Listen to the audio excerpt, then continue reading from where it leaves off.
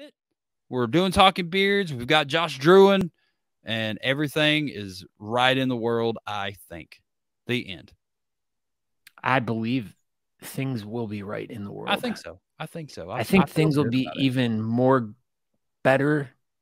They're definitely not more gooder. I think the word you're looking for is gooder. Yeah, more things gooder. Will be more gooder when we get our guest in here, I bet. Gosh, it's going to be so good. Because we're going to learn lots of really interesting things about Josh and probably like why his favorite sport is basketball, sometimes tennis, baseball. I don't know. We didn't really. Sometimes cat ball, hairballs, because Josh Druin loves cat balls. So let's get on to this. So yeah, we touched on it a little bit. We're doing this competition, and everybody might not know who are our. What would you say? What do you sound like a pirate now? Arr. Recipient. That word, the recipient of our charity beard competition will be Josh Druin, and we're going to bring him on so everyone can learn who he is. So, but you have to say it right, though. Recipient. Okay, good. Right? You did. All right. So, yeah. So tonight from Louisville adjacent area, somewhere in Kentucky, we've got Josh Druin, and he's going to tell us all about his life, his kidney adventures, and his beard adventures. So here we go. Mr. Josh Druin. What's up, man? Hey, how's it going? Thanks. It's going well. I feel like we're dating. We've seen each other 2 nights in a row. It's getting pretty serious, I think. Oh my God. Yes. We're going to have to braid our beards together, What's up, Carl? Maybe. So, Josh, where are you right now? Louisville, Kentucky. Yeah. All right. I didn't lie. Pronounce Louisville. Home of the Slugers. Louisville, Louisville. It's Louisville. Like many people say, like you have to say it like you have marbles in your mouth. But you know that because you're from there. Habit of putting marbles in my mouth, though. It's dangerous. Well, you have to if you're trying to pronounce where you're from. That's true. Like if someone's like, "Where are you from?" You're like, "Oh, hold on, I got to put some stuff in my mouth so I can't say it properly." Louisville. Yeah. So just tell everybody, kind of who you are and what got you into this whole bearding thing. Let's just go there. So what actually got me into a lot of the things that I'm into in life currently, or actually for the past 15, 20 years, was a Swedish heavy metal band called Amon Amarth, and they're so good. Love them. And they had the beards and stuff. And at the time, I was working at UPS, and I was like, you know what? I think I should grow a beard. And then eventually left that job. I couldn't at the time due to their regulations and stuff. But so I started doing that, and then I guess it was around 2012. Or maybe a little earlier. I'm garbage at time and spatial recognition, but I actually Whisker Wars was in its heyday and stuff, and I'm chilling out here in Louisville, and I'm like, why don't I start a club? And so I had this little graphic I'd drawn up and stuff. Also, at the time, I would have not been able to socially be a part and or lead a club, so I was thankful as could be when. Through looking at it, Derby City Whisker Club popped up. And so I was like, great, someone's already done it, And went to my first meeting very, very sheepishly. I was anxious and nervous because, it's just how you get sometimes. And I was like, you know what? Just go in. What's the worst that's going to happen? They're a bunch of weirdos. The bad kind of weirdos. I like good weirdos. But right, yeah. Went in and... now I've got some friends for life, and it opened up an entire world of travel and community and stuff like that. So I've always found that to be really endearing about it, and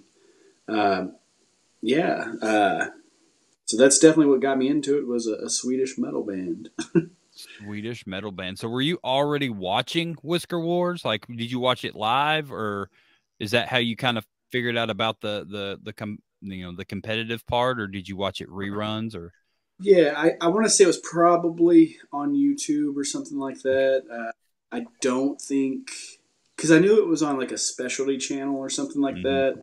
And Independent so, Film Channel. yeah, Wow. the IC, they make great stuff. But yeah, so it was kind of just one of those things where I was like, that's interesting. That's kind of cool. And of course, all the drama and stuff that went on with that, which I'm not too much into that aspect. But if I'm watching it on TV, sure, why not? It was Yeah, all I mean, real too. Oh, yeah. Yeah, it was all definitely, none of it was scripted at all. It was all completely like just straight up real. Yeah. So you started hanging out with Derby City, and when that was like 2012, 13, and in that time frame, right? And Somewhere in so there. so did you travel much with the club? Did y'all like all get together and travel around the nation, or what did that look like in back then? So we definitely, I, with the group and of course the timing of it and stuff of when they had it scheduled, I had gone to a couple smaller ones, one out in Mount Sterling, Kentucky. Then there was a big one in Lexington. And that one was the one that really was like I want to do this. Like this is awesome because it was huge. They Do had you like a remember month. whose event that was in Lexington? Uh, hmm. I was just curious, really. Yeah, I'm kind of. I remember mostly where it was at. But I can't remember who. It wasn't an early title beard event, was it? I don't think so, but I remember Beardalizer was real huge, and I think they sponsored it at the Okay. time.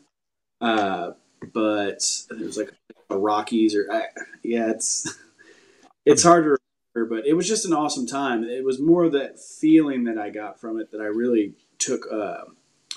I actually have a picture. I don't know where that picture is, but yeah, uh, and yeah, it was that sort of spectacle and that the grandiosity of it that I was just like, this is cool because I'd been to a couple of ones in bars, which I love the ones in bars. Like, Right, but don't this was next level. This was yeah, definitely this was a dang award show kind of thing going on, nice. like massive.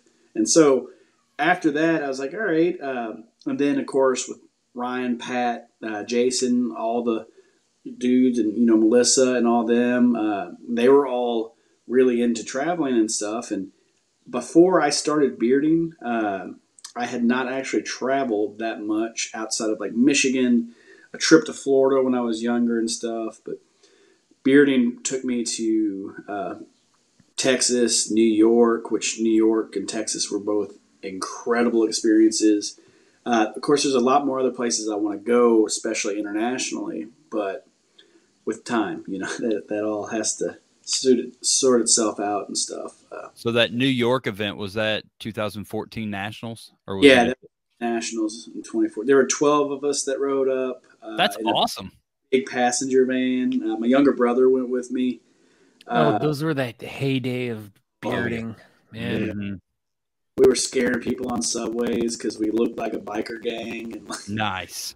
then we'd just be silly to one another, crack jokes or sing songs, that kind of crap, and like it just really they were skittish of us at first, but then they kind of like, oh, okay, they're just dudes, they're just nice guys that look mean. Yeah, that's the crazy thing about people with beards. I remember that when I very first got in myself, was like man, some of these dudes are scary looking, and Yeah. then they're not at all. Like I'm still scared of them. you're scary looking. You're one of them, Mr. Sakura. You're a scary looking dude. Shut your mouth. So you're competing a little bit. You're traveling around. I know you have some other interests. Did you travel around with other groupings of people that you were hanging out with, or was your main traveling just bearding? Yeah, that was mainly it. Like, Okay. because everyone's kind of like I've never been in a band or anything like that or toured, but I really likened it to touring in a way because people piling in a car, piling it into a hotel room, going to these events, having a great time partying and just celebrating, and of course raising money for charities and stuff. So it really it was completely brand new to me, and it was just amazing. And it still is. Like I've with COVID and stuff, of course, that kind of got put on its brakes, and then midway through COVID, my kidney stuff occurred. So that's been so let's get into that. So what happened? Let's just point blank, like what happened? Yeah, did like you just like you were wake fine, up, right? Did you like wake up like one day and you're like my back hurts or you're peeing blood? I mean, like, yeah, what's this whole story? I mean, just because number one, like we want to hear the story, but number two, this is just good information for people to hear in general because they could potentially experience some of these symptoms or something, and it gives them like a test of like, all right, so this is what I heard happened to Josh, you know. Yeah. So it was about 2007. I was working at Amazon at the time, and I herniated 2 discs in my back. Ended up having to go to the ER and stuff like that. And so from there, they gave me pain meds and all that kind of stuff. And to me, the pain wasn't bad enough. And ibuprofen and NSAIDs took care of it. I had a couple uncles who got on prescription pain pills and moved on to heroin and stuff like that, and they passed. Dude, it happened to a lot of people. Yeah, and it was all within like 6 months, and so I didn't want to go that route, and so I was taking a lot of Aleve and Advil and that kind of stuff, which is extremely dangerous. Yeah, apparently. Yeah, it'll wreck your stuff. But I also had some other kind of pre-existing things. There's thought that when I was hit by a car when I was 5, that it caused some trauma. But also, that's 32 years later. It's like, hey, here I am. I'm back. So it kind of like I didn't know about that, but I also have a condition. It's what's the word? Luckily, it's not hereditary. It's just in your genes, basically. But it's called glomerulonephritis, and just crappy kidneys and stuff. And of course, my diet was crap and all that. But yeah, I constantly had back pain. But I was also a plumber, so I was just like, I'm working, physical labor and stuff like that. So there's going to be some aches and pains. The only real symptom that I felt like I had that I had noticed for a while was apparently when your kidneys aren't functioning as well, your urine becomes foamy. And so it had been like that for so long, I just didn't, it was normal. So how long were you peeing foamy pee? Years. Like years? Oh, yeah. Wow. So you were just ignoring the little symptoms. Yeah, but I have been going to the doctor semi-regularly, checkups, not every year. But that's the fun thing, though, too, is they're like, if you're a certain age, they don't want you to go to the doctor every year, which I think is insane. Like, just go, get checked up. Yeah, go get checked up. So that was occurring. That wasn't a symptom that I knew was a symptom and stuff. And so I didn't bother with it, kind of thing. And then cut to, I guess it was late 2020, 2021. See, I'm terrible with time. But anyway, me and some friends had gone to the Ohio Renaissance Festival. We'd spent all day out there, had a great time. And we got back to our Airbnb. We were staying in a little what are those little campers? Airstream. And, having a good time, sitting by the fire. So I get up and I go to, I'm feeling a little off. So I'm like, I'm going to go to the bathroom, And so I stand up and start walking. I get about 10 or so feet. And I just feel this wave of dizziness. So I take a seat and I'm chilling out. My friend's like, hey, you good? And I'm like, yeah, I just need a minute, Because I'd been getting a little dizzy at work if I'd, been down on the ground and then get up real quick and stuff. And so I get up and I'm like, hey, can you all help me inside the trailer? Like, I'm just feeling a little off. I want to go lay down.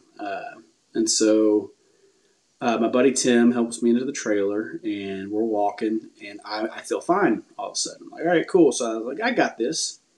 Yeah, you just walked it off. You're fine now. Yeah. I mean, that's the way I've honestly always been for the most part.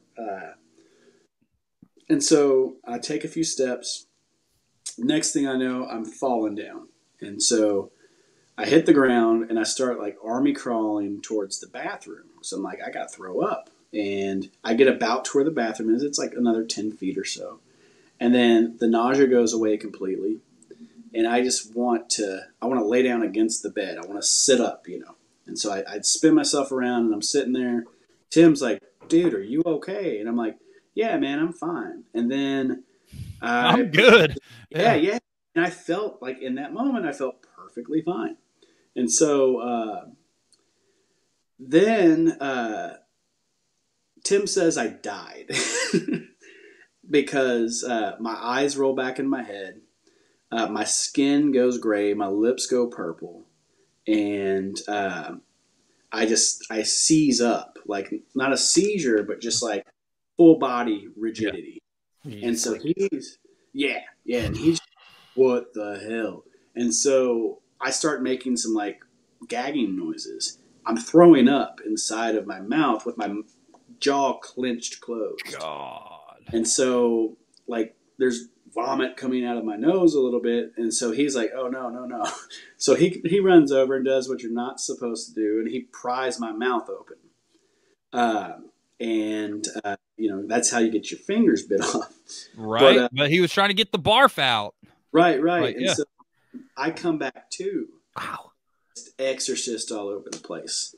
And then, like I'm not cognitive at that point in time. And so like when I finally come to, I look over at the puke and I'm just like, man, I got to clean that up, don't I? That was your first thought. Yeah. Cause I'm an adult. No one cleans up my puke for me. Right. I get it. But, he's like, should we go to the hospital, blah, blah, blah. I was like, nah, we're good. I just need to barf a little bit. I'm fine. So are y'all drinking and stuff right now? We had drank earlier in the day. But so maybe you're just kind of like maybe dismissing it to that or something like that? Something like that. And so, I come to and like, I'm up and about. I'm walking around perfectly fine. Everything's good. Like it's gone. It's past. And, he's like, I still want to go to the hospital. I was like, no. I'm like, I'm not going to ruin this trip. I'm good now. I'm stupid dude shit, basically. Yeah, I get it, dude. I'd have done the same crap. It's a severe medical emergency. And I'm just like, it's good. And so he's like, well, we're going to go tomorrow. I was like, no, we've got another day of fair planned. And so we end up going fair, and I'm fine the whole day. But then I get back to Louisville, and my doctor had actually left me a message Friday afternoon, a voicemail that I just didn't see. And we had been doing some tests and stuff because I was showing I've got sleep apnea too, because why not? Just give me all that crap. And so we were doing blood work and stuff for that, and she called me and was like, hey, you need to get admitted to the hospital. Your kidney function's at 7%. Oh, wow. So, yeah. And so basically Monday morning, got checked in. They did a bunch of different tests. They did a biopsy. They had to put a tube catheter in my chest to be able to do dialysis. So they just went right in. There's like, we're doing dialysis now. Like this is just it was bad apparently. 7. That's yeah. What's Natalie at? Like 19 right now. Oh wow. Yeah. But I mean, I'm so thankful that you and Natalie know about it and like working on it and stuff. It still sucks, but like having that education is a really good resource to stay healthy in that. And but I was in the hospital for like 9 days. While I was there, my catalytic converter got stolen off my car. Good Lord. Oh, I was so pissed. Like, oh, imagine. So how was that when you got out of the hospital and started your car? Did it scare the crap out of you? Well, yeah, I had scared everyone else because I knew what was going to happen. But it sounded like a Harley, and I'm like, luckily the hospital was only like 5 minutes from where I lived, but it made any sort of driving anywhere just miserable. Oh, I can imagine. But, you know, and then from there, basically, that's how it all sort of happened. And, you know, and since then I've been doing dialysis 3 times a week. They took the chest tube out, which that thing sucked because you couldn't take showers, you couldn't take bath. You could take showers, but I'd spend 20, 30 minutes taping it off because you don't want that infected. So it was just like this elaborate process. They finally put a AV fistula in my arm. And which that has like a cap and stuff on it? No, they needle me every time. Okay. With free Sunstraw needles. And yeah, it's very interesting. It was wild because I had actually done some work, plumbing work, at a DaVita dialysis clinic about a year before all this happened. And I just remember being in there like, man, this sucks. I hope, you know, I hope these people get better, but I also hope this never happens to me. and then there you are. Yep. A year later. But yeah. So once it really kind of took off and you were already at 7%, you got out of the hospital and stuff, were you able to still continue working like normal, or that was it? You had to quit your job and stuff then? Yeah. Basically, I went on medical leave right then and there, just because, especially when it first started and that chest catheter was in. You know, I did dialysis earlier today. If I still had that chest catheter on, I would not be on here right now. Or if I was, I'd just be like, hey. So what's the difference between the two? It's not as efficient, and it is... it's just more stressful. I don't know why. I probably should. But it's just a lot more stressful on the body. And it's not... Because what happens, of course, is you retain fluid and then you also retain toxins because your kidneys aren't filtering those out. So it cleans better through the needles versus the plastic tube hanging out and stuff like that. So I kind of would have thought the installed tube would have done better than the needle. Right. You know, the thing that essentially was feeding, I don't think it was directly into the heart, but pretty dang close because they went in like right here. Yeah, it was cool. His name was Nebuchadnezzar the Neck Noodle. I mean, you had some sort of humor about it at least, I guess. So, I mean, that's probably what can you really do? I mean, you have to deal with it, and that's how I handle most serious situations is jokes. Like, I get that. I don't know what's wrong with me. So you're a fun-loving guy who was in a shitty situation. But yeah, go to the dang doctor. Get checked out. Because, you know, all the time we're hearing about people who have something, you know, that's just lurking. And it's terrifying. And it's always, it's not going to be me. It's not going to be me until it is. Until it is. And, you know, of course, it's getting or obtaining medical care and stuff like that can be extremely hard for people. But that's like my brothers and sisters. You know, I've got 3 brothers and a sister, and I'm just like, just go to the doctor. Yeah, y'all should probably get your kidneys looked at, maybe. And they've all got kids and stuff, and they're just like, well, I don't want to know if I've got something. Yeah, you do. Yeah, you do. You do. Like, especially if you can get ahead of it. Because had I known my functionality was, you know, 50% at some point, I would. Yeah, were you not feeling weird at 50? You're just rocking and rolling. Just a little bit of back pain, like, and then having dizzy spells. So a lot of the indicators of kidney disease, you know, blood in the urine, the severe back pain and stuff like that. It was never that bad for me. That's why I was really confused when she said 7%. Yeah, dude, that's wrong. That's wild that they didn't catch it, or you know, you didn't catch it, or you didn't. No one even thought about it until you were all the way at 7 already. Yeah, like, man, that shit's crazy.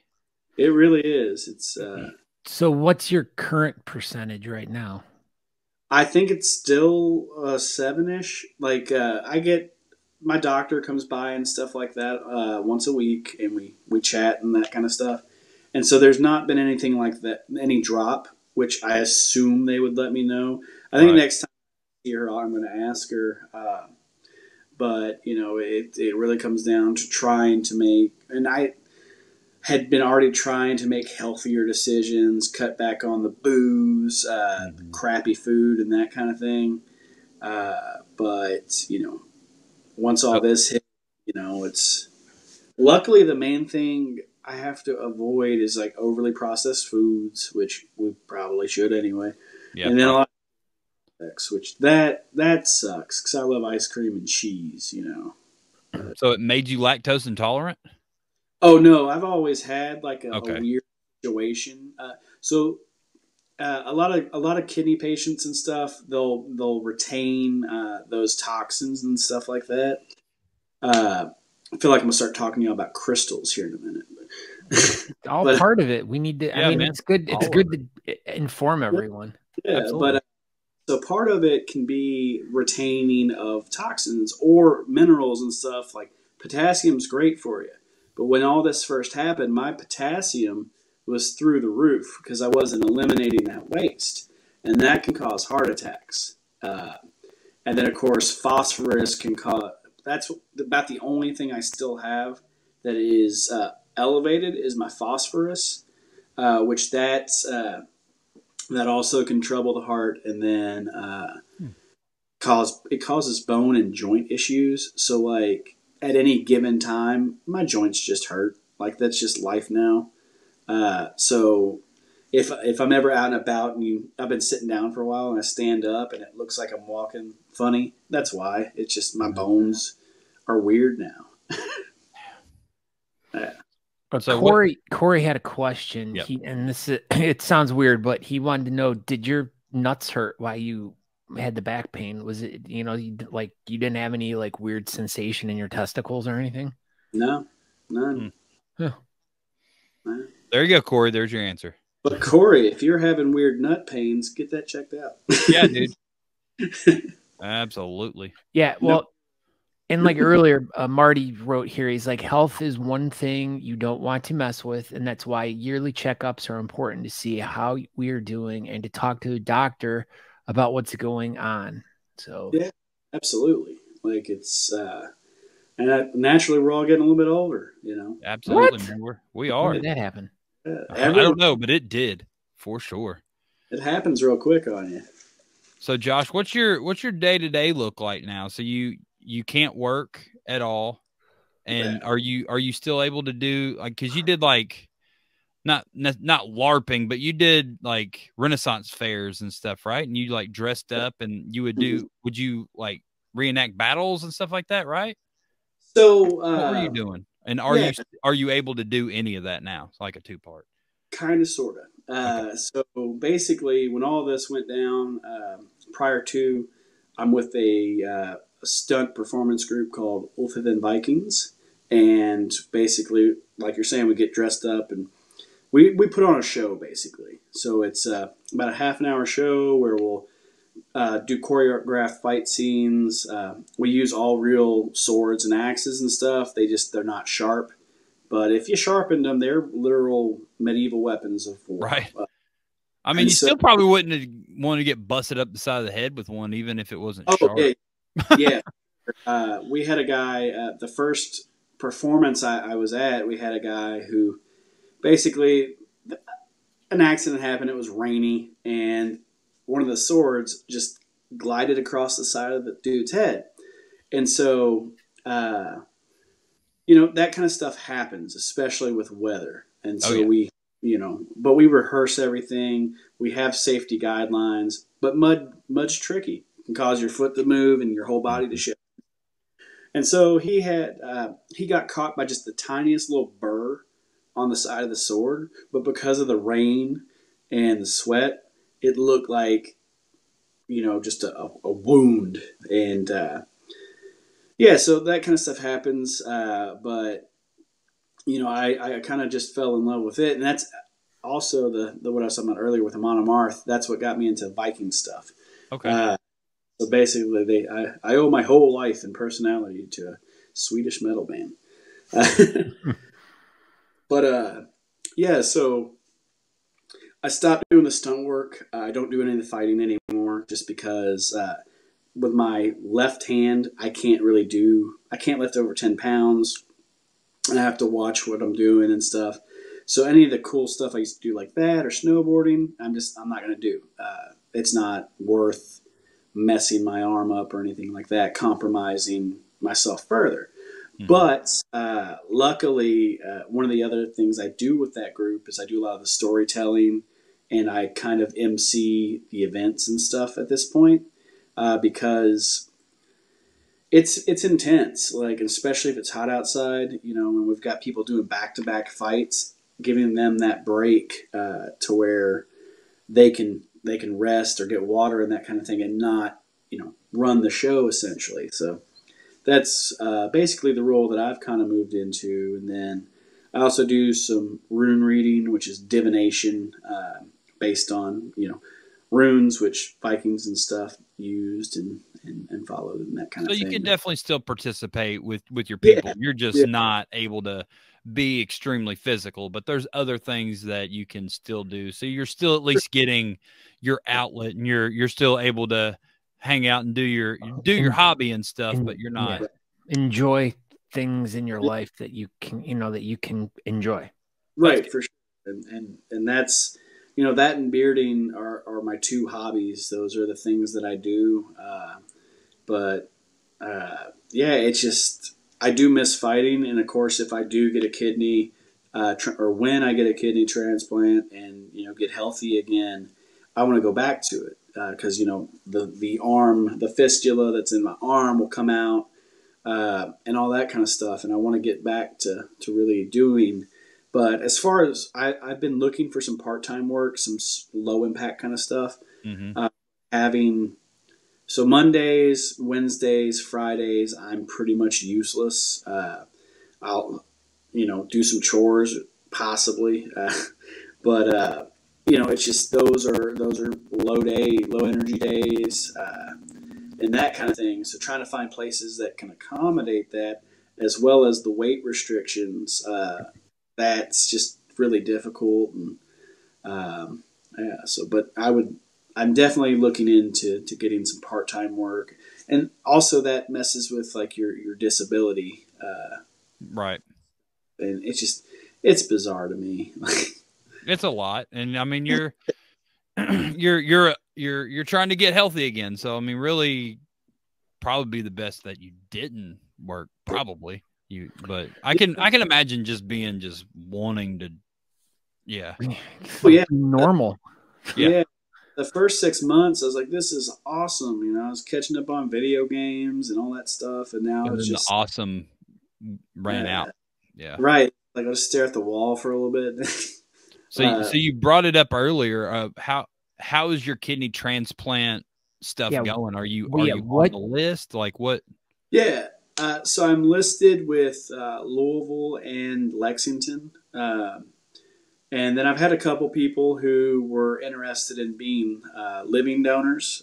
So I thank them very much. Compatibility can be difficult, and that's Extremely, things yeah. they explain to you. But I'm listed, and so it's kind of like the main reason why I wanted a living donor was they're living, because unfortunately deceased donors are from people who have left this world, and their family. Those kidneys don't last as long either, from what I They understand.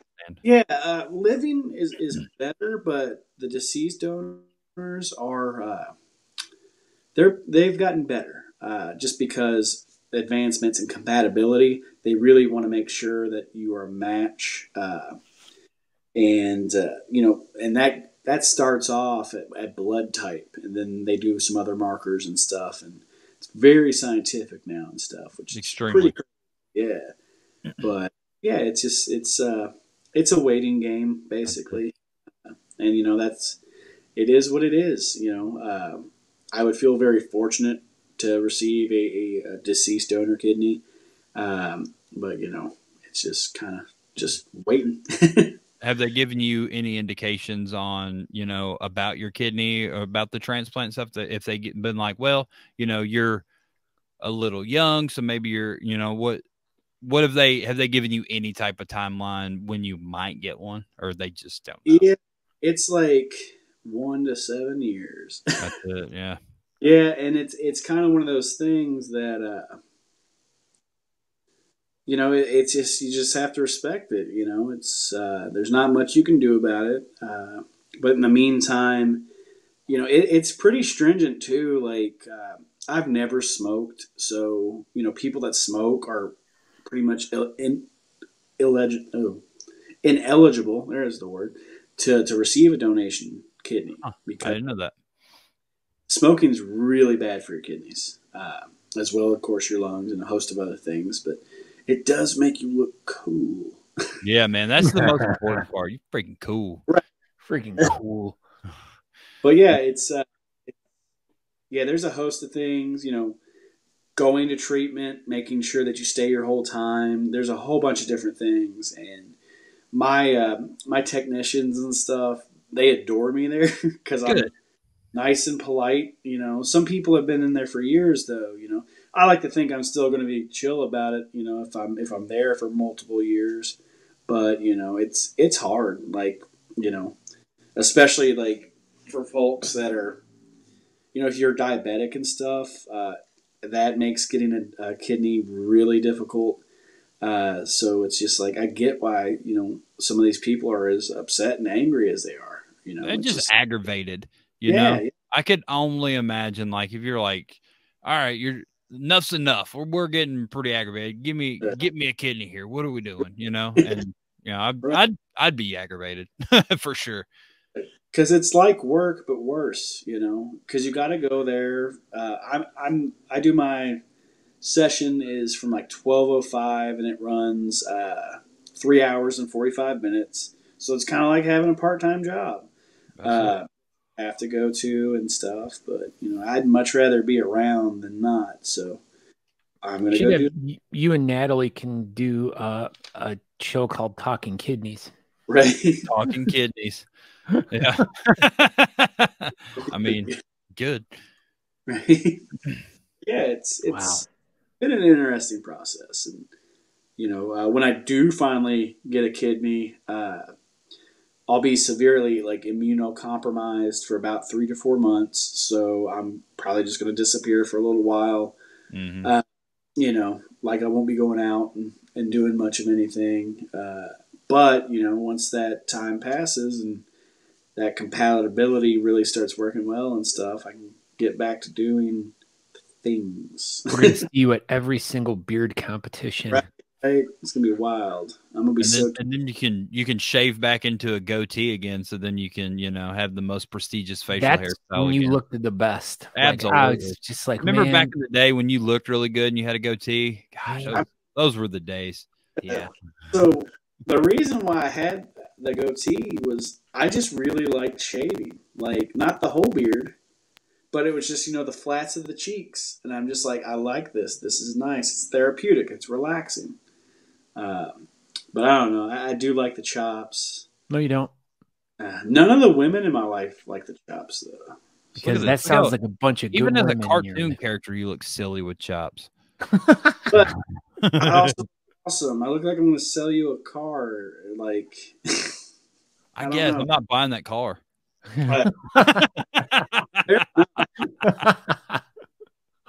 Well, thankfully, at least you're not a whaler. Yeah. At least some great whalers, but no, wait a minute. Those two words don't go together. Mm-mm. Fair enough. Great I mean, whaler. if you change one of the letters, grape whalers, yes, there are grape whalers. They are grape whalers. T-Had's a really grape whaler. Yeah. I don't know what that is, but it sounds good though. Sounds good. I like purple things.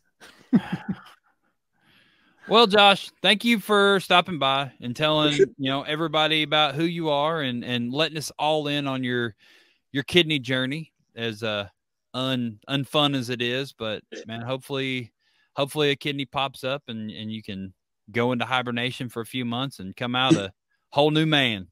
For sure. Thank you all for having me, and it was really cool being on here. I haven't done a podcast before, so this is awesome. There you go. You start at the top. Now there's just only one way to go down from here. Wow. All right, y'all take it easy. All right, Josh. All right, Josh. We'll talk to you in a few weeks. Thanks. Later on. That was good. That was good. Yeah. Wow. I didn't 7%. That's just, 7. I mean, I don't know a tremendous deal about all of that. I mean, like literally I live vicariously through Aaron with his things that he has to deal with Natalie and, you know, them going to appointments and always kind of being like talking to them after they're leaving or whatever, and kind of hearing the stories about all the things that she has to go through and things that she's going to have to go through and stuff like that. And just the kidneys it's a tough one, man. Like I feel like there's a lot of other sicknesses that you can go through that are easily fixable or not as like long and drawn out. And it's just like the kidney situation just seems like it would be, I mean, especially knowing from how Natalie's dealt with it, it sucks. Yeah, and like a lot of the same stuff that Josh was talking about. I was like, yep. Natalie deals with all this, the joints and the nausea and the room spinning stuff and all that good stuff. But man, freaking sucks. I can't imagine. I've passed a couple kidney stones and just I can imagine having to deal with that pain pretty much all the time would be pretty sucky. Yeah, definitely. Yeah, definitely. That leads us into why we had Joshua on the show tonight. We don't have a whole lot of time. He definitely stayed longer than I anticipated, but it's fine. So he had a lot to say, which was good. I mean, that's what we wanted from him. 100%. So here it is. This is why we had Josh on. He's the person getting the money from our charity beard competition, because I can't say that one word, but recipient. There it is. That word. He will be getting the money. Talking Beards, the club, the competition, Volume 3. There's an event page on Facebook. You can find that event page, and then you go and you click the Eventbrite link, and that is the ticket link. What? I was on my other computer here. It transcribes as you're talking, and when it got to you trying to say recipient, like it just skipped over the word. Yep, that's how well I can't say it. Yeah, but here we go. There you go. There it is. Recipient. It said shut up. Recipient. Okay, so here we go. So you go to the people are laughing. I know. They're having a good old time up there. Good old time. So yeah, so go to the Facebook event page, or you can just go to Eventbrite itself, and then you can search for Talking Beards. Either way, go to the Eventbrite page. That's where our tickets are. You pick your category, and you can donate whatever you want, Scott, to donate in that category. So we did it so you could do $5, $10, all the way up to $1 million if you want to. And if you do $1 million, you will win Best in Show. So keep that in mind. Free T-shirt too, and a free T-shirt. So go to your category, donate whatever you can, and then you're done with Eventbrite. You are now registered. So now you can go to the FHL app. If that is working on your phone, you go to Talking Beards, the competition in the app. You click on compete. And then after you click compete, you click your category. And then at the bottom of the screen, you click compete again. And then you'll be prompted to upload your picture. And then you're all done. But the cool thing about what Brett has done with the app since the last time we did a competition, you can upload your own picture and you can change your own picture, because that was a very common theme the last 2 online events we did, because people were like, you know what? I don't like my picture. Will you change it? Will you change it? And some people were really bad about it. And we changed their picture multiple times. So now you can do it yourself. So what we may do next week after our guest later in the show, we might do like a quick walkthrough, like, hey, if you download, so as whoever's listening, whoever's here, whoever listens in the future, make sure you get the FHL app. And then next week we'll bring the screen up. We're going to show you what it looks like, and we can walk you through how to sign up for this event. Make it as easy as possible for you. Now, with all that being said, there is an issue with the FHL app. And Oh if you my. have a newer Android phone, it may not download properly and it might not work. Now, what some people have done is they've gone to, you know, tablets that they have at the house, or, you know, their kid's phone or something like that, just to download it, and then Tablets they have down the street in the There you neighbor's go. driveway. Yeah, whatever's going to work, and they're still able to download the FHL app on a older device that they have laying around their house. But if that is just not something that you can do, you can still compete. You do the Eventbrite thing, you donate to your category, and then you just send me, Scott, Natalie, talkingbeards1@gmail.com a message, whoever, and we'll get you a picture in there, and we'll get it loaded in, and you'll tune in on the 27th and watch the show live, and you'll see your little pictures scroll across, and maybe you'll win. Maybe you will. We don't know. But there you go. Yeah, so oh, see, yeah, and There you you just go. done it. So It's super easy. That's cool. I added a donate only feature a couple days ago, because a couple people that, you know, the people that don't really compete really, but they support, they go to the events, and they're not necessarily Whiskerinas, or maybe they're dudes that don't even they just don't like competing. It's just something that they just don't like doing, and that's fine. There's a link on there. You can still go to the Eventbrite and you can donate whatever you want, and you can still participate in the event.